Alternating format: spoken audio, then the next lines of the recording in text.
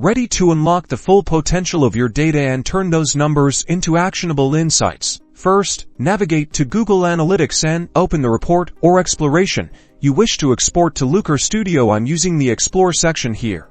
Look for the share icon, usually located in the upper right-hand corner. Click on it. A drop-down menu will appear. Select the download option. Now, choose your preferred file format for easy integration with Looker Studio, either CSV or Google Sheets. It's your best bet. I am going to go with Google Sheets. Once you've selected your format, the file will generate. Select Open in Google Sheets. The data is now neatly organized in your Google Sheet. Next, head over to Looker Studio. In Looker Studio, click on the Create button and select Report.